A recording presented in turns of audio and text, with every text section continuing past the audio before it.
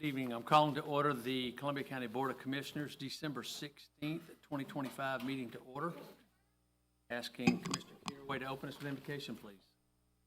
Bow your heads. Heavenly Father, as we gather here this morning, we give thanks for the many blessings you have given us, most important being the gift of your Son, the light of the world. Birth, we celebrate this time of the year. We ask that you guide us as we meet today, giving us wisdom and sound judgment as we seek to do what is best for our community. In the name of Jesus, I pray. Amen. Stand for the pledge. I pledge allegiance to the flag of the United States of America, to the republic for which it stands, one nation, under God, indivisible, justice for all.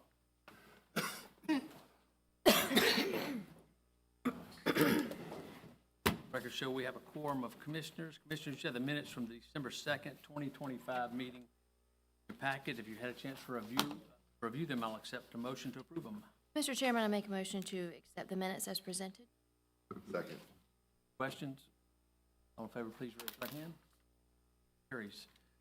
To the agenda, we have one item to add, I-2A. Yes, Mr. Chairman, with your permission, we'd like to add I-2A. This is Resolution 25-46. This is a request to our state delegation. Added. Seeing no special recognition. On to the consent agenda. Commissioners, you have the consent agenda in front of you. It's been through the necessary committees and received the necessary votes to be placed on this agenda. Well, I'll accept one motion to do so. Mr. Chairman, I make a motion to accept all of the consent agenda items as presented. Second. Questions? Motion is second on the floor. All in favor, raise your right hand. Motion carries. On to the debate. Commissioner Merlier, you have the first item. I do. I make a motion to accept the BJA Adult Drug Court Discretionary Grant. Second. This is a request from our Superior Court, just asking for this CJCC discretionary grant program. It's in the amount of $29,833. This is it takes us from 10/1/25 to 9/30/27. Questions? Motion is second on the floor. All in favor, raise your right hand. Carries. I make a motion to accept the CY 2026 ARPA grant for the Judicial Circuit. Second. Very similar. This is just additional ARPA money that's been made available to the courts. The grant amount in this case is $52,177, and this is primarily to help clear any backlog that we may have in cases. Questions? Motion is second on the floor. All in favor, raise your right hand. Caraway, I believe we're to you. Sir, I make a motion to approve the restructuring of the fire services as presented. Second. I'll give you a quick rundown on this. So we are asking to actually restructure fire services dispatch. As you know, we are now dispatching for EMS. We're also dispatching for the cities as well. And we've seen a pretty drastic increase in calls. As a matter of fact, the call volume, you can see right here, the total calls dispatched in 2023 was over 9,300. And in 2024, that number increased to over 20,000. And in 2025, we've already completed over 15,400 calls. So basically what we're doing is we're establishing a manager for the fire side, promoting 4 communications officers into senior radio operators, and then hiring 3 additional communications officers. The total estimated budget impact here is $195,689.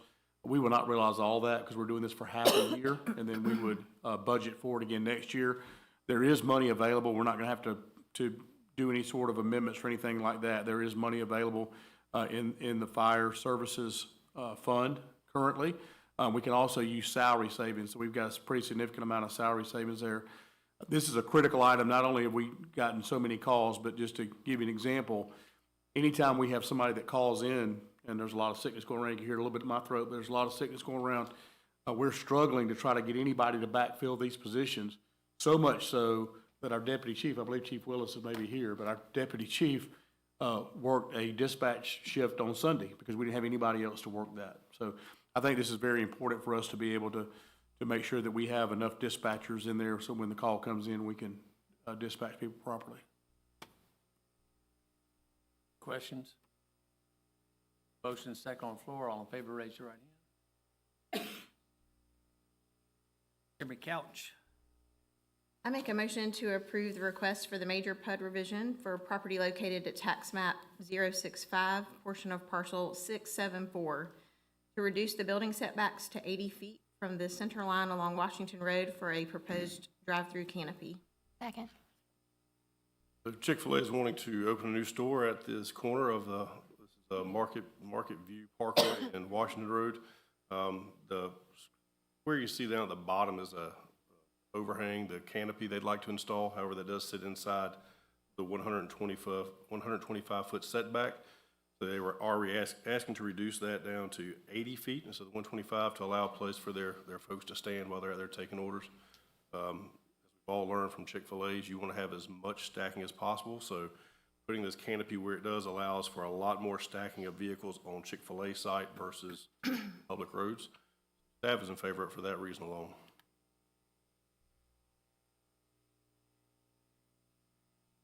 Excuse me. There's a motion and second on the floor. All in favor, raise your right hand. I make a motion to approve the waiver of distance requirements for the sale of alcoholic beverages on parcel 05002E. Second.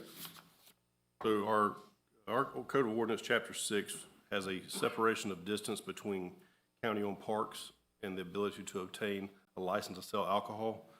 There is a developer who is wanting to put a grocery store on this corner, and our code allows for a waiver distance to be executed and recorded in the courthouse. So they have requested this waiver distance. This waiver distance would only apply for a grocery store of 25,000 feet or more.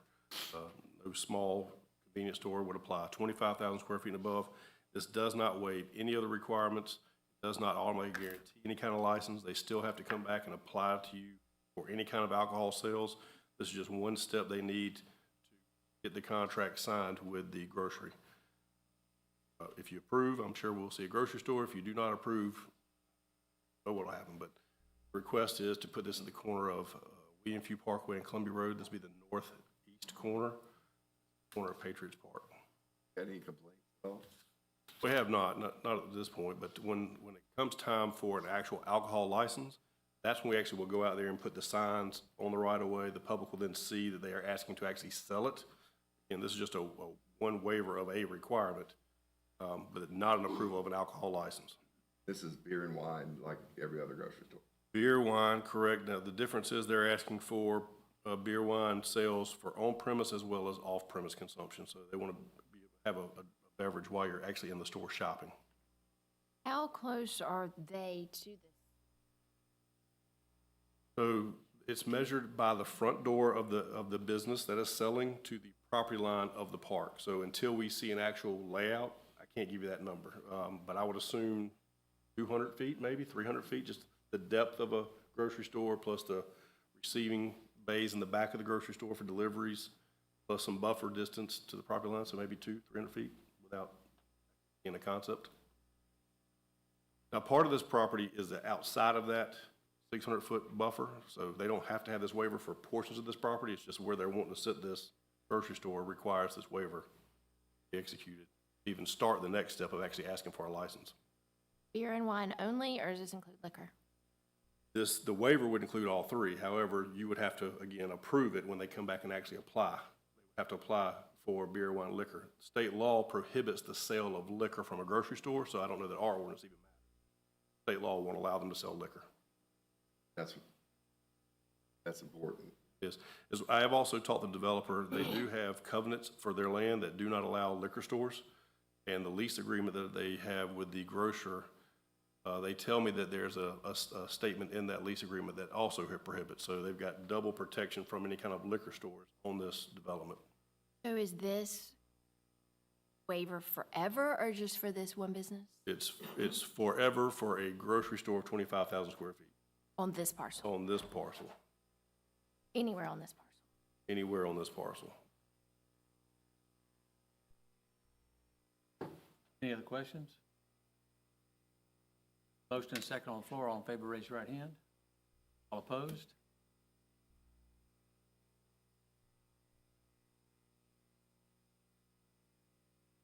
Commissioner Couch, I believe you're still up for Resolution 2546.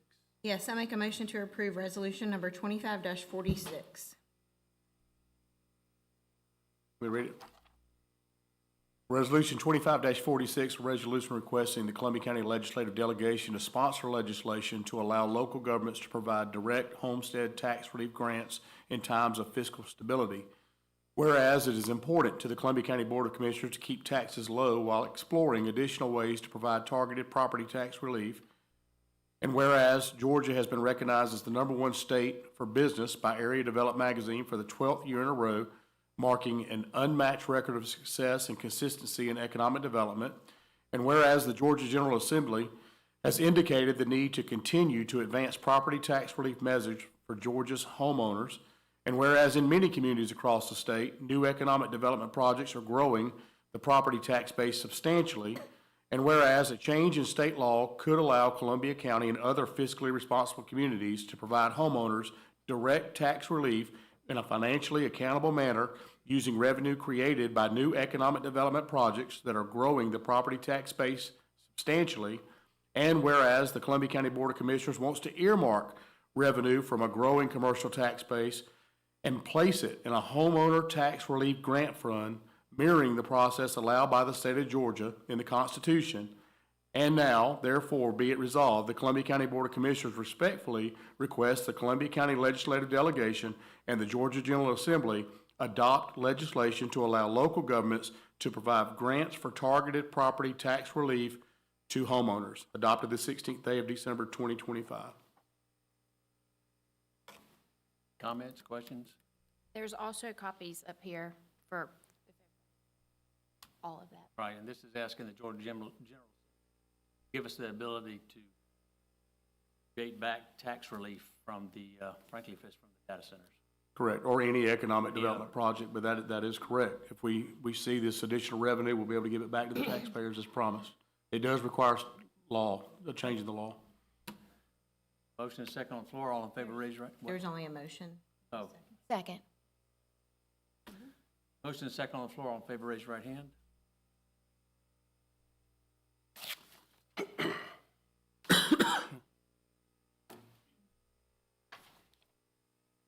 Matters, no requests for review by committee. Howard Johnson.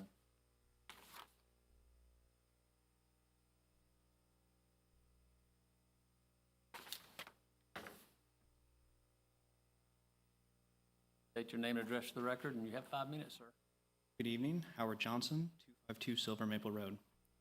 To begin, 2 weeks ago, I stood here and accused Mr. Duncan of telling a citizen they'll have to sue the county. Mr. Duncan denied that accusation, and I doubled down and said, "Sir, it's on video. I'll find it." After that meeting, I went home, and I eagerly sat down at my computer, ready to find the evidence, and there was none. Mr. Duncan, I apologize for falsely accusing you of these things, and I wish to correct my statements for the record.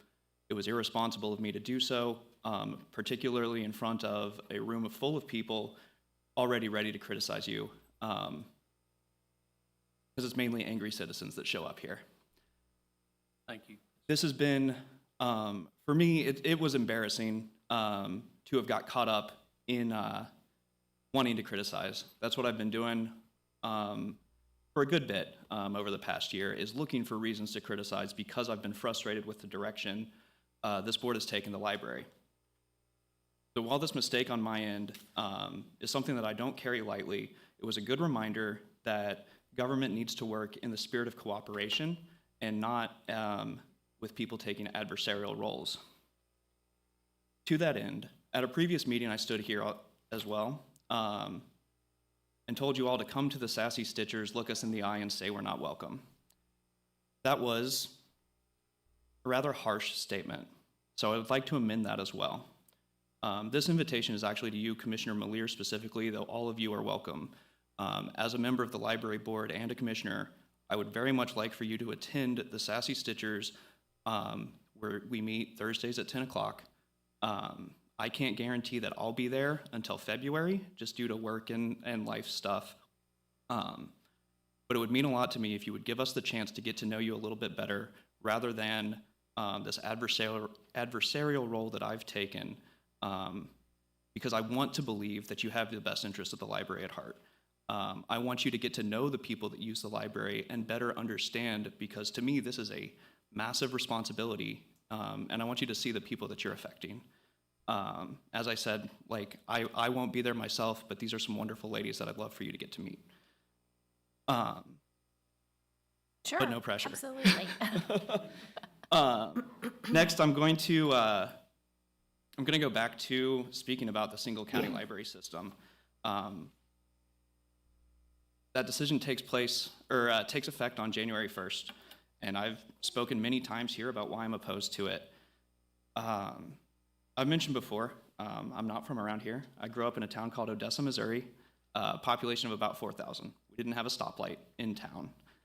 I was a regular user of the Trails Regional Library Odessa branch that had a ton of resources that my small town would not have been able to afford without the support of the branches in Warrensburg, Missouri, a college town about 30 minutes away, and Kansas City, the major metropolitan area, that essentially funded my podunk little town.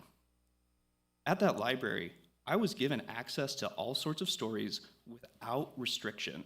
I could read whatever I wanted, essentially. I had a place to escape when home life was a little too hectic for me. I had a place to meet people who were into all of my nerdy hobbies. We didn't have a card shop in town. But did you have a Sassy Stitchers Club? I didn't crochet at the time. We didn't have a card shop in town, so if I wanted to play Yu-Gi-Oh! Or Magic, or other nerdy hobbies, that was done at the library. For me, it was a place of reprieve. It was a place where dorks were accepted, and it was a place where I was able to expand my horizons. I didn't have any restrictions on what I was allowed to read, and as a result, I've turned into an adult who questions authority, so I can understand why you want to take that away. In short, I benefited massively from a larger metropolitan area choosing to partner with my small town to make our library more robust.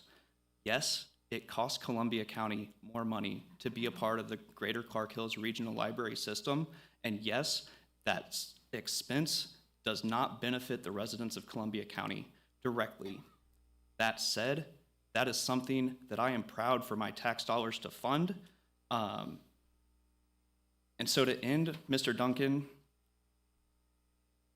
while I was running for the Commission 2 chair, I once asked you for some advice because I was losing sleep thinking, I don't know how to govern. You and I disagree on a lot of things politically, but I do know that you know how to do the job. And so you gave me some advice of things that you'd learned over the years that make a successful commissioner. And one of the things you told me was to not vote until you have heard all sides. I've said it here before, and I stand by it, that part of my biggest frustration is that the vote to become a single library system was done as an item that was added to the agenda at the meeting, so there was no prior advertisement or opportunity for us to speak. You had that vote without having heard all sides. My request tonight is that you add it to the agenda and have a vote. In truth, I do not expect you to change your mind. I know that you have said many times that you value consistency, and I do respect that about you. So this is truly a symbolic gesture that I'm asking for, that I'm changing my tack slightly to remember to be cooperative. I'm asking you to show me that you're all willing to do so as well. That's all I have for tonight, and I'll see you all next year. Howard. You. Karen Parham.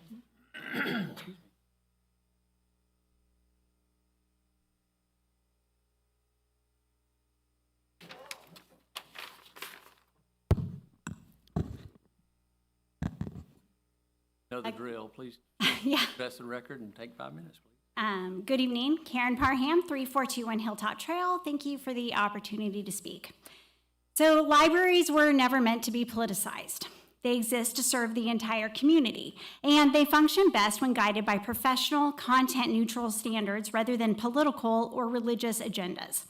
As we approach the launch of the new Columbia County Library System on January 1st, it's important to be clear about where things actually stand.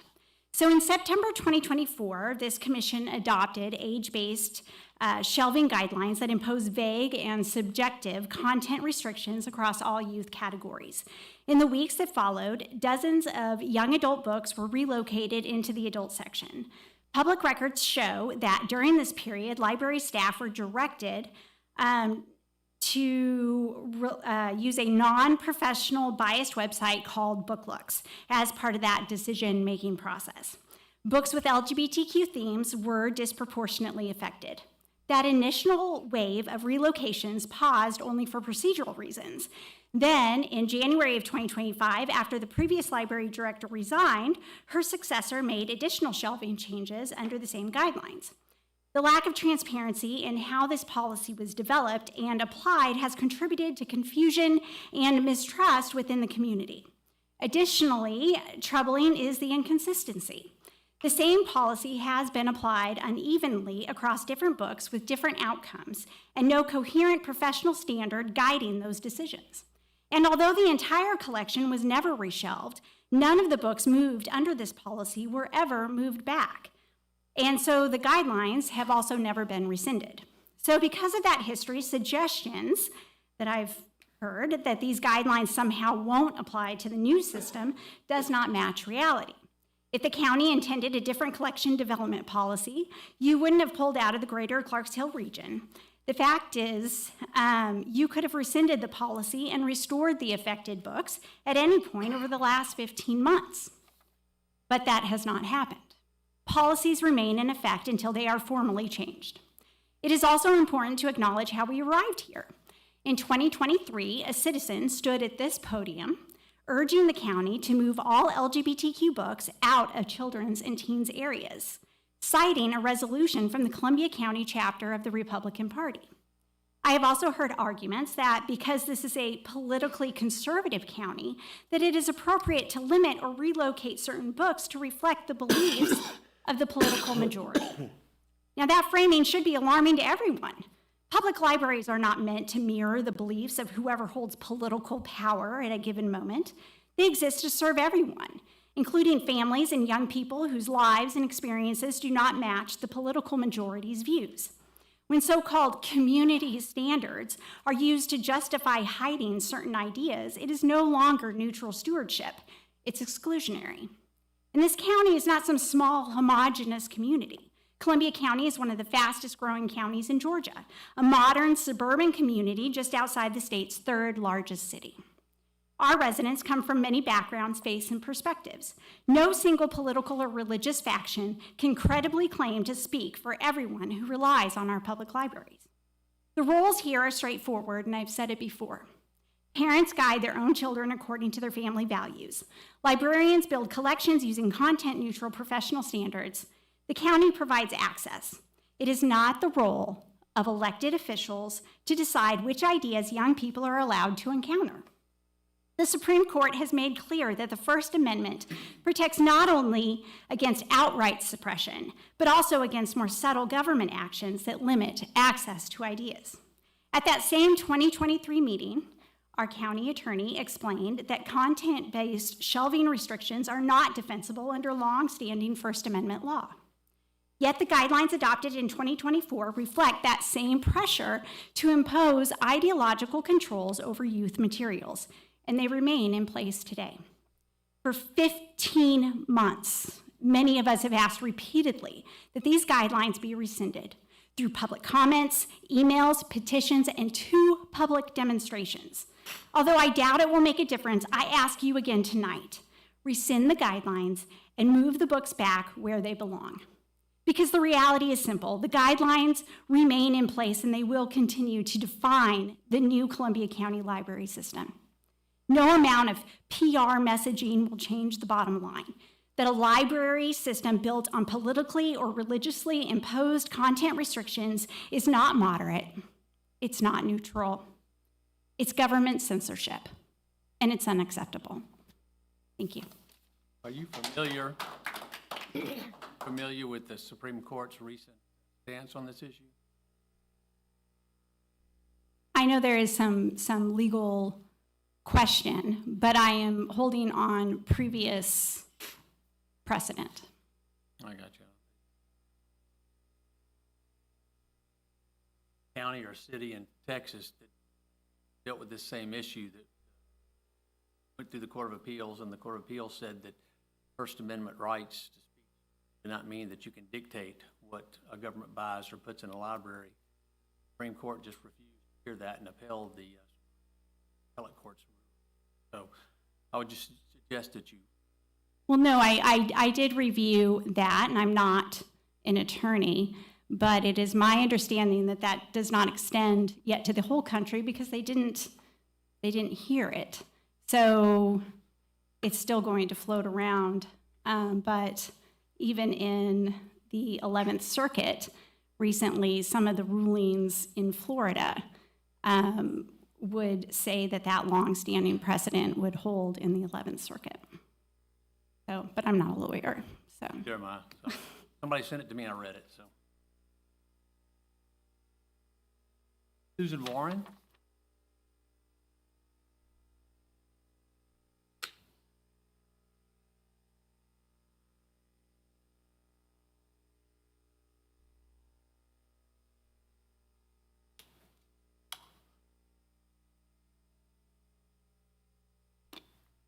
Really always seem to sit down okay, and then you turn the air on. So I have to put my jacket on. Susan Warren, 5129 North Tubman. First, let me say thank you, Mr. Chairman, for advising me of the agreement by Georgia Power last January requiring data centers to pay for their infrastructure. Having started my information dig later in the year after hearing of the White Oak project, I missed that announcement until after the last meeting when I went back further in the year. I try very hard when speaking to be factual and usually even cite the locations where my information is taken from. So again, thank you for pointing me in that direction. However, the wording of that agreement would appear to me to cover infrastructure related to specific data centers such as White Oak Tech Park and their substations, possible on-site generation, etc. When we talk about building out miles and miles of transmission lines planned by Georgia Power due to such expanded demand in Georgia, 80% of which is caused by data centers, as stated on Georgia Power's own website, and not specifically designated for a company or county's project. In the long run, I believe it will fall on the residential ratepayers to cover a lot of these costs. Just the same as if this AI bubble bursts or if the newer chips make the projected data centers obsolete, just like the crypto bubble. The stipulated agreement that is reported between Georgia Power and the PSC staff, or the Public Interest Advisory Group, if approved this Friday, allows Georgia Power the following in return for stipulating that residents and small business that use 1,000 kilowatts a month would receive $850 a month. That's $102 a year reduction from their power bills. More than 3,600 megawatts of new combined cycle natural gas generation. More than 3,000 megawatts of new battery energy storage systems called BESS. 350 megawatts of BESS plus solar, and more than 2,800 megawatts of power purchase agreements. That's when they go out because they don't have enough power to fill their needs. My question about this is, where will they get this purchase power? The whole U.S. grid is going to be stressed by data centers. No mention of the staff's recommendation that Georgia Power have signed contracts with new data center customers before the commission approves the build-out costs, which could then be passed on to residential customers. Georgia Power said it has nearly 30 large load projects with construction underway or pending for Georgia. And we know what's happening around here. The new PSC commissioners elected in November, who are to take office in January, were not allowed to be in the meetings. Several groups had asked to postpone the vote until these commissioners took office, but they were denied. Commissioner-elect Hubbard commented that if you're not at the table, then you're on the menu. And I believe that. I've been trying to see if all stipulations are legally binding or not, but not being an attorney, I have a hard time figuring out the legalese. Another announcement from Georgia Power talked about the expansion of generation at Plant Yates. Built in 1950, Plant Yates once was a coal-fired plant where part of the units were decommissioned due to pollution from the coal and placed with 2 gas units. Better option, but not as good as solar or nuclear. Georgia Power wrote about 3 new gas generators for Plant Yates, one of which is being delivered right now. These new units can also be operated with diesel if gas is not available. Think about that, diesel they're thinking they might use. More polluting. They also said in this announcement that during this construction phase, 600 people would be employed. Then went on to state that after this phase is done, they would be operated by 15 permanent new jobs. 15 opposed to 600. Think about this, people. When data center developers promise counties job creation, they mean construction jobs, not permanent jobs. And for goodness sakes, take down your rezoning signs around I-20 and make them a little bit bigger for us people who can't see. Now I have an important question for the county. And when I say county, I include both the Commission and the Columbia County Economic Development Authority, since I have a hard time in my mind differentiating between the two of you. How many NDAs have you signed with data center developers, tech center developers, or even quarry operators? You can obviously say if you have signed any. You kept answering every question we had about White Oak by saying, we can't say because we have a signed NDA. There's Bird Farms and Pumpkin Center. Have we got signed NDAs for those yet? You know, once trust is lost, everything is seen through that perspective. Yeah. Susan? I was just going to say that at the last meeting, I stated that the end user had to pay all the costs, everything included. And I was told I was wrong. So I just called the PSC and got somebody on the phone and said, this is my understanding. The end user has to pay all the costs for everything, not just on their site. And that is true, that they have to pay Well, that. how are they going to be billed for miles and miles and miles of transmission lines that don't necessarily go to their site? Georgia Power has a whole engineering team that does 20-year studies. They do it every 3 years, so they've engineered this out. And the cost factor, it's laid on those people build the data centers. That's actually the point I just wanted to respond. Secondly, we went after the data centers, the business for tax relief, not for jobs. We weren't trying to bring more folks into the county. We were trying to bring more tax revenue to give tax relief from citizens in their homes. So it was not about bringing jobs in, it was about bringing tax. Well, I don't always talk about just Columbia County. I'm opposed to the whole thing. The data centers are going to make a monumental mess out of the United States. And one. for what? AI, which is a terrible, terrible thing. If it's not used properly, and 80% of it is not used properly, 80% of it is used by people playing around with it. So, you know, I just wanted to answer the questions I could. thank you.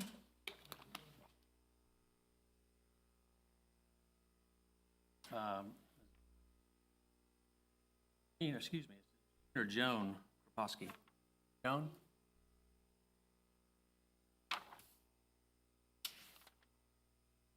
If you would just please state your name and address the records, and you have 5 minutes, ma'am. Ma'am? I'm not used to being on. That's fine. My name's Joan Krutsky. I live at 1220 Sumter Landing Lane in Evans, and I've never been in here. I have 2 kids that go to Columbia County Schools. I'm a nurse. About a year ago, I saw somebody's book where the books downstairs from the children's section. Book about my body, child's book. My opinion. But what do I know? Because I'm not a librarian. There continues to be a science book downstairs, children's science book about your body. It's an anatomy book, blood vessels, body. But someone has decided this is not appropriate for our children to access. Never mind that don't go to the library independently, don't drive, right? Like, I am with them at the library. Never mind all those things. That's kind of where I got looped into following along. Politics that I'm not. The name of the book, I mean, I admit I don't know. Bible. And I can show you the post from last year because it popped up in my memories. I reshared someone else's post. Guys, Columbia County. Say anything they want online, and often do. This might be true, but Let us know, we'll look, I mean, That the Dr. Seuss book was downstairs? talking about the book that you're studying, science book. I mean, it is currently downstairs, not been moved back upstairs. But somehow it's gotten swept up in the panic of LGBTQ books because we don't want children to know about any kind of body at any time. But as a nurse, I think that's irresponsible. Might have got swept up in what people, not LGBT. Some of them think we're pornographic. And that's pretty much why I believe you pay librarians to make kind of decisions on their education interest, not mine or yours. I are not. But I was going to say I also oppose the data center. I think that these things are totally unrelated, and look at me. But maybe they're related in the sense that Columbia County's not super transparent about what's going on. Maybe there's some master plan for Columbia County that we don't know about, right? Where the whole thing is just data centers. We could just take the whole library out, make it a data center, and I'll be good. So those were my concerns. And if you wanted to, I don't know if you're following, ACLU in South Carolina is currently suing the the State Board of Education. And then that one is pending. So we don't have a result for this one. What is that suit about?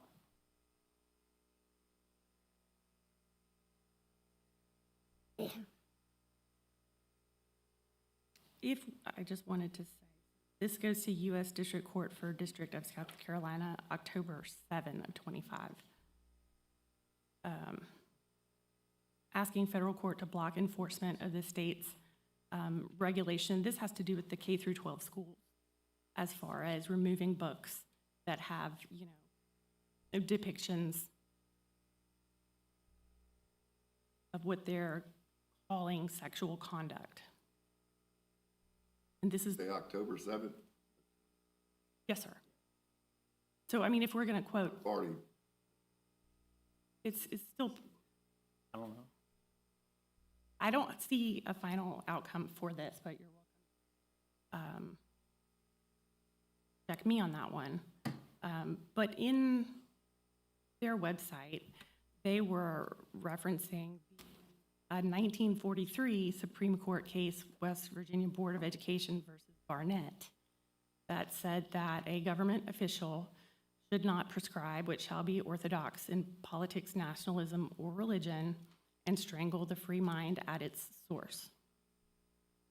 So if we're gonna go back and forth about court cases, doing this. Mine was last week, but I'll be glad to look into it. It'll be interesting to see what's out. Just to give you clarification on that book that you're talking about, the Dr. Seuss book, that actually the last library director just decided to do that on her own because she wanted to make a statement and move those books out of the children's section. I probably agree with you that a book should not be moved. Thank you for that. Is that Dr. Seuss book still downstairs in the adult section? I believe that, not where I track the library that closely, I believe that a number of them were returned to the children's section, but not all of them. And so now we still have some of the, I'm gonna call possibly more scientific books, you know, about how my body functions.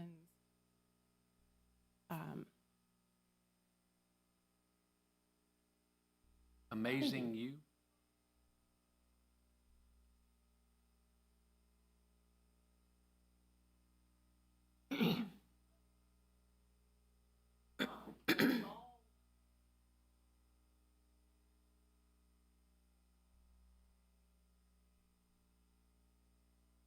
That was a knee-jerk decision done by the librarian. Oh, we're not gonna do this. So you, No, I know these things are being tracked, so I haven't at work.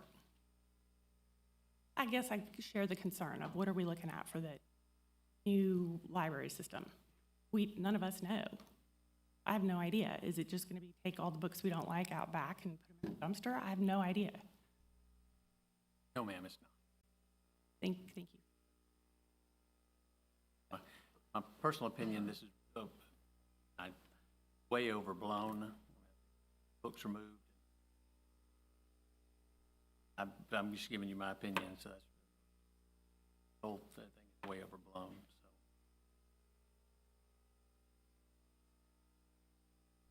Thank you. Lisa Fletch?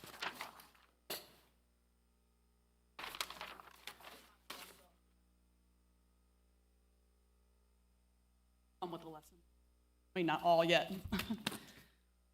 My name is Lisa Fletcher, 5987 Anderson Road, District 4. I'm here to speak about the data centers, but more specifically what they're ushering in, which is artificial intelligence. Interestingly enough, and I'm not the only one to mention the correlation, but as I've come to several of these meetings, two things keep coming before you, the library and the data center. The library houses books, magazines, videos. The other is the data center, which also houses digital books, music, videos, personal emails, business transactions, maps. And it will be the platform and the heartbeat for which artificial intelligence will be implemented. As a mother, I applaud your efforts to block the demonic forces that are against our children and against the God for which I serve.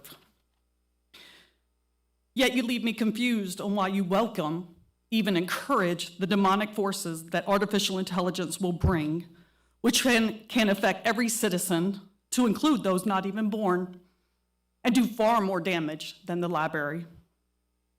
Whether that be by destroying the physical environment, the ability to grow food and raise livestock and honeybees, water availability, light and frequency disruption, but you have heard all these things.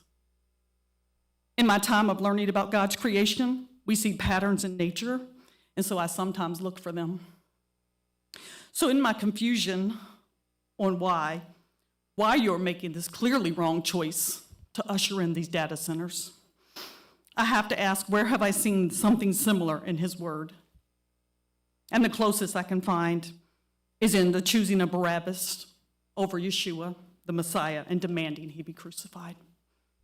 God has more than fulfilled His oath to us. He has more than warned us.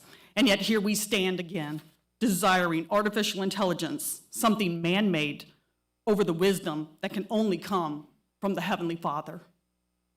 The majority of us here have heard his words all our lives. We all bear his mighty works, for every single one of our fingerprints are unique. And yet, we rather place them on our phones and our keyboards than flipping through the treasure chest of his word. These patterns in nature, they are real. So when I see that he said the number 6 3 times, I think that we'll deny him quite a bit in our hearts before it's ever manifested in the physical mark. He is the way, the truth, and the life. Allison Couch, I jokingly said, I don't know if you remember that meeting, I jokingly said, could we get rid of Georgia Power? And you said it would be impossible. I want to remind you that the God you pray to is the God of the impossible. I spoke with you on the phone another time, and I just asked you, just rezone it back. And you said, I can't. And in your strength, you can't. But in our weakness, he is strong. Some didn't come here tonight because they said it's too late. They said the land has already been rezoned, the land has already been sold, and they said the board has already shown that they are going to do what they're going to do. And I agree, all these things are true. But I want to say that when Yeshua was told he came too late to save Lazarus, that by this time he was told it stunk.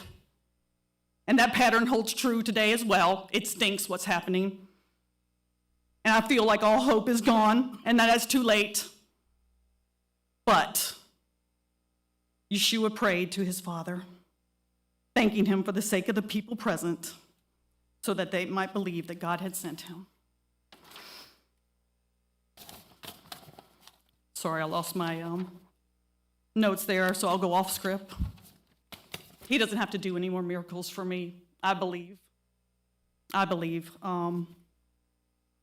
Again, I'm going off script, so I'll go to my Hanukkah gifts, I guess. But I guess, and my son is so tired of hearing this, but real honey, it heals. And if you haven't researched honeybees in the data center, oh yes, it'll affect even the honeybee. You got people with artificial flowers now, even outside. They used to be just inside, but now you got people outside. Those artificial flowers, yeah, they're less work, but they're not feeding the birds and the bees, and they're not teaching us to water. At least even a weed will give you some medicinal benefits if you do that research, okay?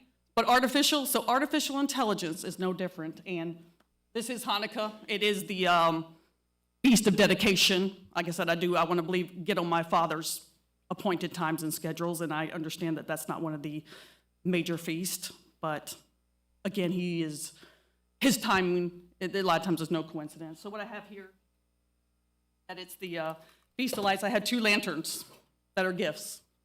So you're free to choose which one you would like. This one right here, it's got a realistic flame. You can turn it on. It'll light. I've been in a dark closet. It puts a little light out. This one here comes with a warning. Don't feel beyond this line. Sorry. It says don't feel beyond this line. It says it could get hot. It has a wick. You might have to clean it. You might have to trim it. In addition to light, it'll give you heat.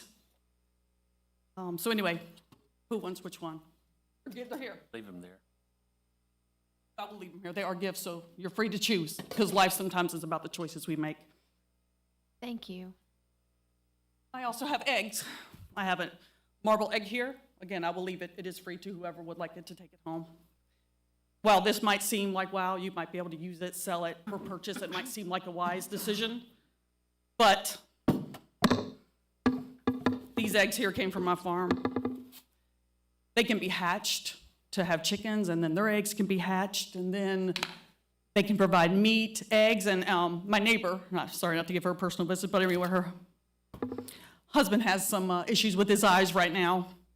I was able to give her a dozen. I said, you know, these eggs, they have choline. I don't know if it'll help or not, but again, this is real. This is real, not artificial. The last gift I have is the apple. This one's marble.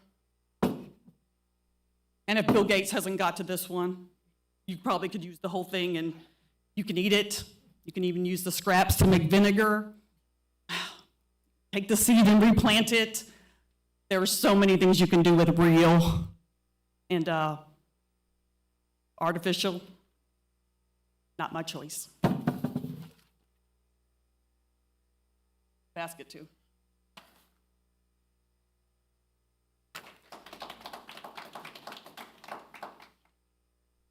We have a few items on the executive session. Commissioner Malier.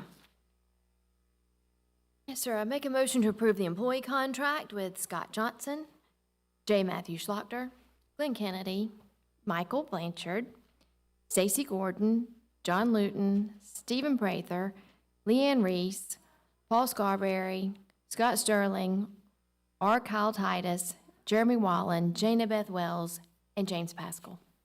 Second. These are the annual renewal of the contracts for our executive leadership team. I will note that there are no increases in any salaries here. These are the same salaries, they're just renewing for an additional year. Same terms for each person. Same terms. Motion and second on the floor. All in favor, raise your right hand. Excuse me. I make a motion to allow Deputy Marshal Richard Brazel to work out of classification as a temporary chief marshal at an annual salary of $63,648, retro back to November 1st, 2025. Second. This is a request from Judge Troiano. He is here if you have any questions, but our chief marshal actually retired, has moved on, and Judge Troiano wants to promote Deputy Marshal Brazel into this position temporarily. So we are retroing it back to the time where he assumed the duties of November 1st, and the starting salary you see there is the starting salary of what the chief deputy would make in that role. Questions? Motion and second on the floor. All in favor, raise your right hand. Chairman Couch. I make a motion to accept the donation of a temporary easement on parcel 062-041E from Kerry Rook for the Horizon South Parkway and Chamberlain Road Connector Project. Second. The easement required for this project to proceed, we're 5 of 8 are required now, so 3 to go. The big ones are required already, so. Questions? Second on the floor. All in favor, raise your right hand. I make a motion to accept the donation of temporary and permanent easement from Columbia County Realty Holding, parcel 050045E for the Ucha Creek Force Main. Second. The easement we need for the sewer project that Mr. Gordon is working on. Questions? Motion and second on the floor. All in favor, raise your right hand. I make a motion to approve $72,532 to the Village HOA for tax parcels 078299 and 078298 to compensate for an existing structure located on the Fures Ferry Road widening project. Second. We acquired right away for this project back in 2018, and during construction, we found that this fence was actually in the right of way we bought, but we did not pay the HOA for the fence. So this is making them whole for a fence that we took down. Questions? Second on the floor. All in favor, raise your right hand. Carries. I make a motion to approve $30,000 to Donald Wenzel, parcel 060059, to obtain right-of-way and/or easements for the Hereford Farm Road widening project. Standard acquisition for Hereford Farm project, we are at 95% complete acquisition. Motion and second on the floor. All in favor, raise your right hand.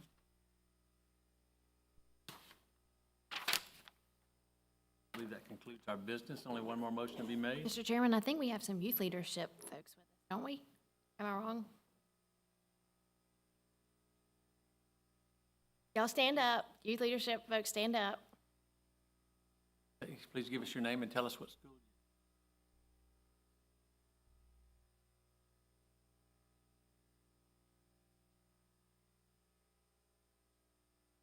Well, welcome. Point that out. Motions need to be made. I make a motion to adjourn. We are adjourned.